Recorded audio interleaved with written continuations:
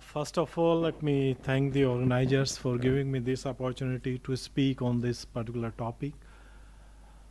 Secondly, I would like to just draw your attention that the presentations we had in this conference, we have all noticed that there are significant changes which are taking place in Indian agriculture, Chinese agricultural things. So the focus of I have my presentation, please.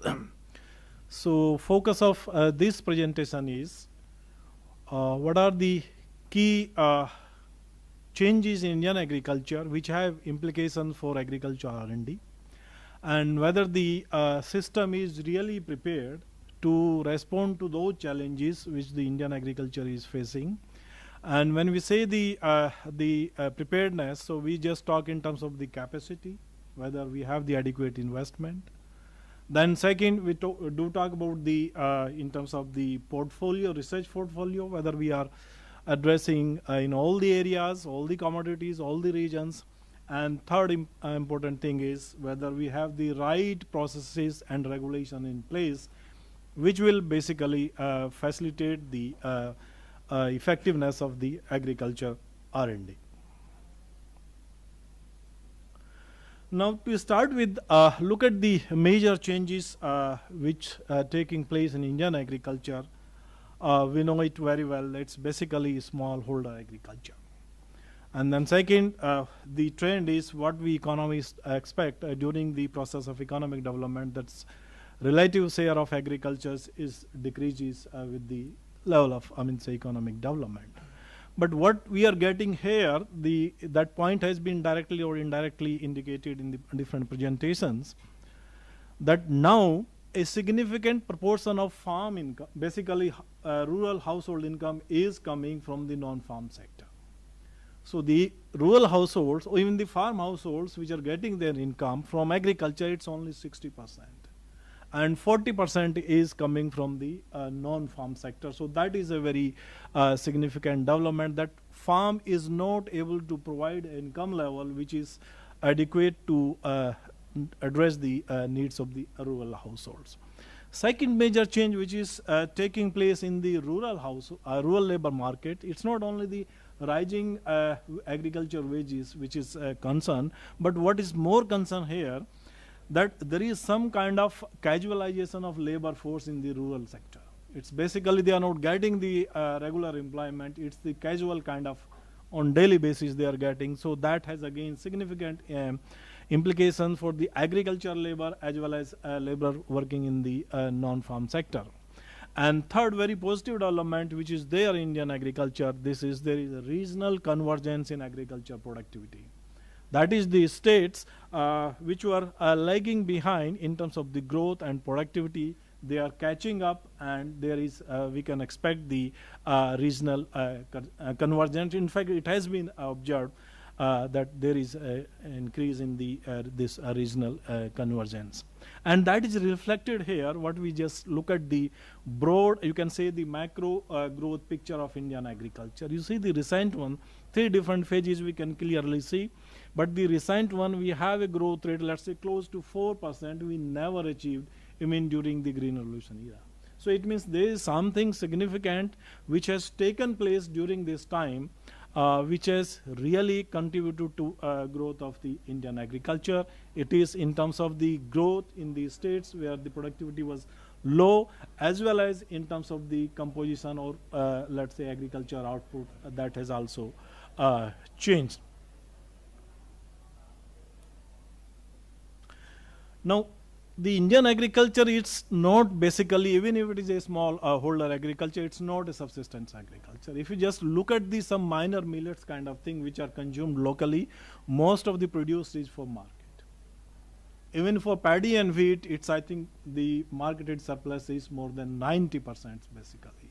So it's quite, you can say, the agriculture, whatever production is taking place, total production, that is being sold in the market outside. That is a major thing.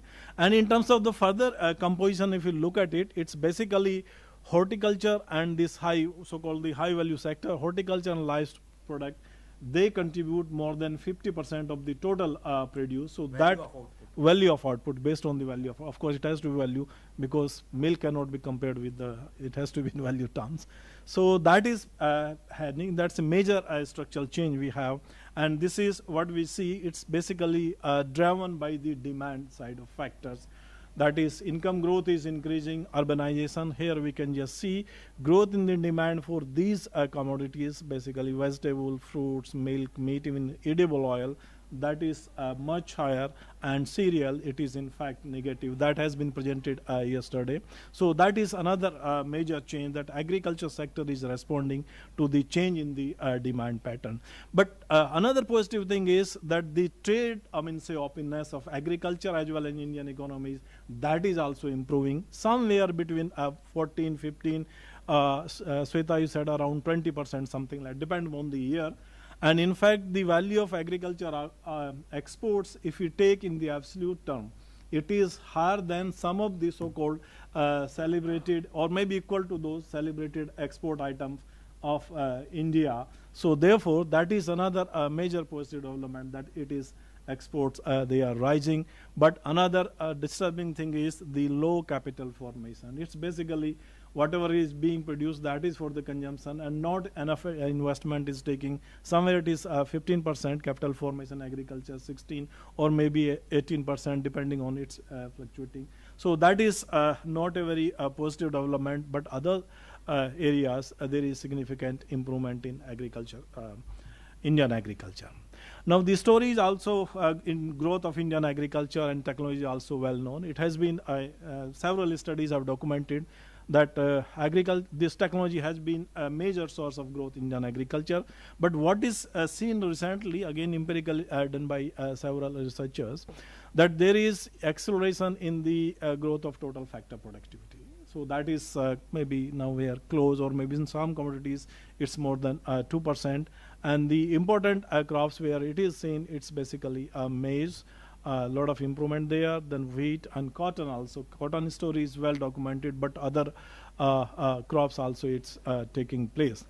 Then another thing which is taking place in the Indian agriculture, it's basically change in the input use. So mostly they are purchase input, they are now requiring more capital, and they are requiring more energy. So basically this is one thing, as well as we have seen here that because the wages they are rising, so the cost of labor, total cost of cultivation, that has also increased. So therefore the cost is rising, and the inputs they are purchased. So farmers, they require more capital, and it's mostly these inputs are the based on the what we call the commercial energy. So demand for the energy is also improving. That is another major change what we see in the production system. Now, in terms of challenges, they are well known, but what I would like to draw attention here, so it's not only the production which is getting the major importance here. Of course, improving the productivity, sustaining growth is important, but here the focus is on the farm income basically. That is a major policy shift which we have seen. Government basically they say developing the farm income. That is a really major challenge, but what we can take that there is a focus from productivity to now income, farm income. There is a focus on value addition, that if you have to increase the income, and of course nutrition is becoming a very important issue for the Indian agriculture. Now coming to the question of let's say the research capacity. So first thing is here how much actually we are investing in agriculture research or agriculture R&D. My previous speaker has given some idea how much India is doing. So I would like to maybe indicate here, because in agriculture the agriculture R&D in India is basically done by the public sector. So it has a leading role of the Indian Council of Agriculture Research, and the regional or the state or provinces level, they are the state agriculture university. They are taking the major, responsibility of agriculture R&D. And then at the same time, there is a lot of within the, let's say the system, ICR or SAU system, the kind of front line, or you can say the on-farm farm technology assessment and dissemination, that is basically expanding. Lot of resources are being earmarked for that kind of activities. But in terms of the actual, you can say how much we are spending right now. So it is for 3 years, 2012, 13 and 14, we can just see it is almost 3,500 million international dollar at 2011 prices. So this is, what indicated that is slightly lower than actually what China does, or maybe other countries they are doing it. But in terms of look at the trends, there is significant growth in the investment with the let's say the India is spending, and this is exclusively not education. This is basically for research. So if we add the education part of it, because in India education and research, large organizations, they go together. So therefore the investment is further higher than this what is indicated here. So in terms of the research intensity, what proportion of agriculture you can say the income is being invested. So look at, or what is the say percentage of this public expenditure on agriculture research in terms of let's say as percentage of agriculture GDP. So that has also improved considerably. It was 0.25 in 1983. Now it is 0.4. So there is significant improvement. In fact, right from the beginning, this has been policy of the government, that it's basically responsibility of the government to make available resources, not only make available resources, but in terms of provision of this research services or R&D services is the responsibility of the government. Now, another major question is, whether the Indian system is really addressing the research needs of the different production environment basically. So this is, we have done only for the state funds. The share of state and the central funds are basically half, so 50-50%. So we are looking here at the, let's say the state funding, how it is being, let's say the distributed among the or allocated among the different production environments. So we have the hilly region, the northern irrigated region basically, then we have the dry land arid basically the region, and then we have the southern semi-arid tropics, and then we have the wet eastern India where the rainfall is very high. So we have just tried to compare here what is the share of these different regions or the production environment in the total state funds which is coming, and what is their share in the agriculture GDP. So here we can just see, particularly look at the southern set region. So here the allocation is pretty high, then and then we have the irrigated region. So there it is not that high in comparison to their contribution to the agriculture, let's say GDP, and dryland regions, I think it quite equilibrated. And same is the true basically for the eastern wet region. So these are the two regions, drylands and the eastern rainfed regions, where productivity is low. So therefore the system has been quite sensitive to the requirement of these what we call them marginal production environment, or we call them at the low productivity environment. So there adequate resources they are being invested. Now second important question in terms of the allocation is whether the research portfolio is quite balanced or not. Whether, we have seen there is a demand for, let's say, high value commodities, both livestock as well as horticulture products. And so here we can look at it, that livestock we can just say it's about 10%, and then maybe this is around 15% for horticulture. So total 25%, but same is the food grains. But the difference between the crops and these livestock is this: there's a lot of technology spillovers which take place. For example, animal health, all those things. So therefore, that kind of advantage is there. So, but what we can conclude that it's basically quite diversified the portfolio, and particularly if we look at the this kind of similar distribution for the Indian Council of Agriculture Research. So this is much more, in fact, evenly distributed in terms of the importance of these different subsectors. Another important development has been the, which is quite closely monitored by our friend Call, that is the business sector development in Indian agriculture R&D, and it is estimates basically coming from his work, that now the private sector basically contribute to about 20 to 22% of the total, you can say, the resources. They are coming from the private sector, and that is mostly for the in-house research which they are doing. And in terms of the areas, it is basically ag biotech research, seed, animal health, farm machinery, and pesticides. It's basically he has very systematically examined over a period of time. Now here, look at this is some database which is maintained by the biotech consortium. So we have tried to use that and then see, let's say in transgenic research, how actually this is doing. So we can just see the number of companies who are doing the research on transgenics. That has increased significantly. Let's say 6 in 2007 to now, I think 2010, it's a bit dated. So 25 companies, almost more than let's say 3 times increase. And in terms of the traits they are focusing, so that they are also expanding. So it means in these areas, private sector participation is there.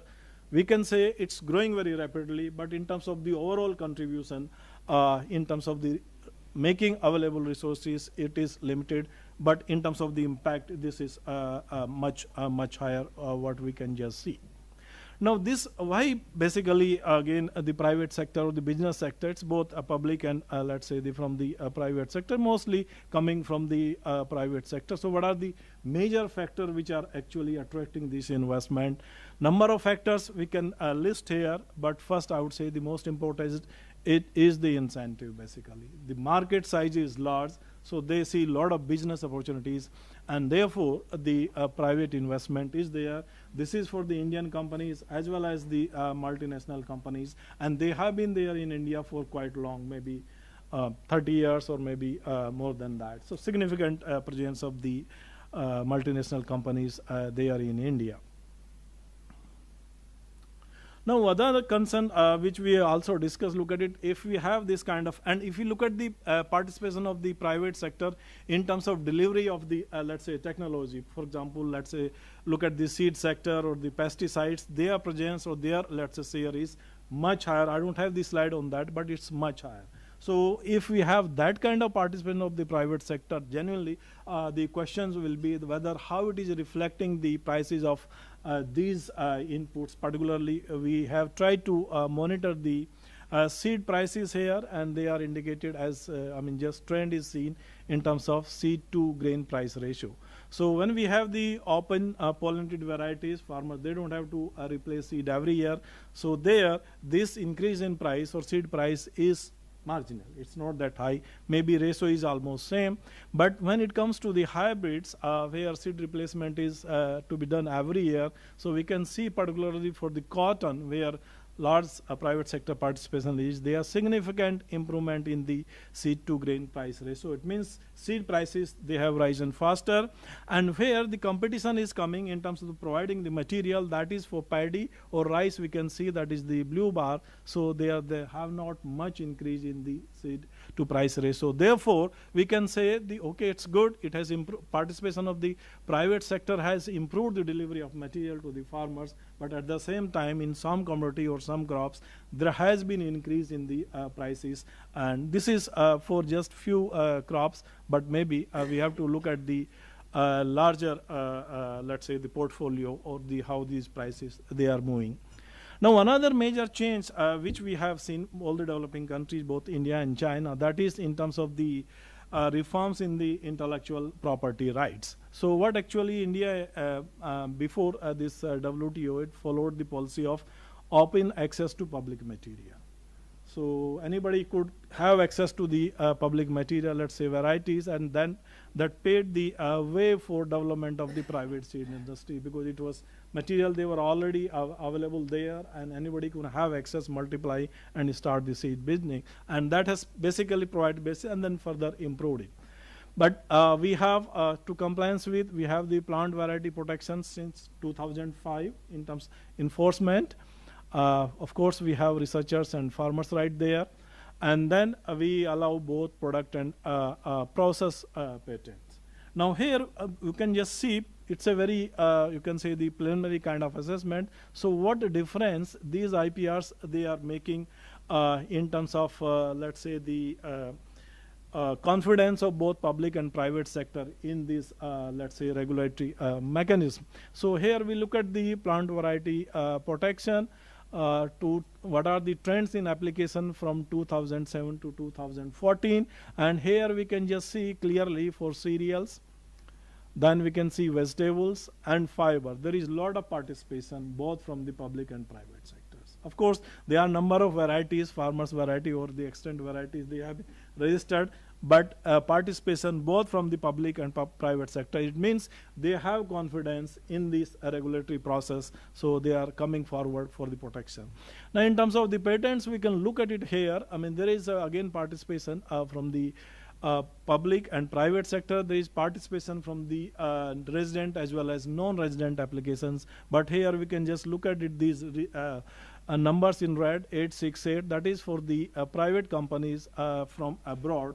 So lot of, I mean, say, patents, they are being registered by the, or applications, they are coming to India. It's basically, you can indicate some kind of technology spin-ins, that some, and it's in terms of the, look at the, in which area it is, it's mostly in the chemicals, biotechnology, and maybe and tissue culture, all those things. So in those areas, a lot of technology is spin-in, what we can expect. Now, another major concern we generally discuss basically the socio-economic consideration in biosafety assessment of GMOs, genetically modified organism. And here we can just see what, I mean, as an economist, generally what we generally see or what is good, it's basically the market actually which will test the viability, or you can say the of any product. And there in market you will see farmers because they also make informed choice if they choose what is good for them, and similarly we have the consumers. But this is only when we see the product is there in the market. But in most of the decision making is done when the product is, let's say, the developed, it has been tested, but it's not the market.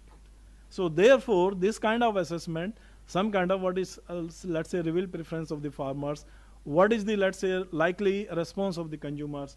So that kind of information need to be provided, and based on that, the decision has to be taken. So a lot of subjectivity is involved here. I mean, that is one issue where actually we'll be learning from the experience of India as well as from other countries. Now, coming to the last component, it's basically a technology transfer system. So there is a lot of diversification in our technology transfer system extension, but still the main responsibility with the government, that too mostly the state government of the provincial government, and lot of reforms they are taking place, moving toward decentralization, demand driven, all kinds of changes they are taking place. But here another major development is that input dealers, they are emerging as important source of information for the farmers. So it's basically the tradition what we seen during the Green Revolution time, that both information and the let's say the input, they go together. In fact, technology, input, information, they go together basically. So same thing which is being here, then dealers, they are important source of information. Still farmers, they have question. They are not believing, but still they are emerging as a major source of information. And there are some good examples of application of ICT for dissemination of information to the farmer. So a lot of developments they are taking place, but still we need to figure out what is a more suitable model which can be replicated on a larger scale, just to have little more efficiency of the technology, to improve the efficiency of the technology transfer system. So just to conclude, now major thing which is the Indian system will be facing, now we have altogether around 170 or 180 institutions. So, and in one of the characteristics of the Indian system was that it has very strong interinstitutional linkages. So now the major challenge will be, if you have such a larger system, so how to basically those linkage will be sustained. So managing those number of institutions will not be that easy. So that is a major challenge, and system is basically aware of this, and they are trying to address. Then second major important development is, which is the system is aware about this, that we have to now move together this all for agriculture growth, for this combine this varietal improvement, then natural resource management and institutional innovation. If we have a package of this in the research as well as technology delivery and farmers level, then we have some more kind of sustainable growth of Indian agriculture. Then third thing, which the system is doing deliberately, there are specifically resources here marked for this, that is the strengthen the strategic research, partnership among the different public institutions, public and private institutions, maybe even civil society organizations, and investing for developing the technology for making the agriculture more resilient to climate change. So there are specific resources activity allocated for these three different I mean say these particular area you can say the thrust within the system. But there is still concern that how we can have, because the technology information they are coming from number of institutions, so how we can have a decentralized manner integration of whole knowledge and technologies, so that is kind of single message goes to the farmer that which approach or which technology they have to actually adopt. I mean, say for example, let's take the area where I mean we have work Kalpre, of course. The seeds is, I mean say, so number of varieties, number of companies they are selling. So actually how the farmers learn. So I mean they have to make that kind of decision, which one is good, which one is bad, and then they learn over a period of time. Then another thing which the system has to again really tab to see how the input markets they are behaving, concentration, all those things, and ensure that there is enough competition there so that the prices they are within the check, and the small farmers actually who don't have that much resources, they have access to the better material input and technology. So with this I conclude my presentation, and thank you very much for your kind attention.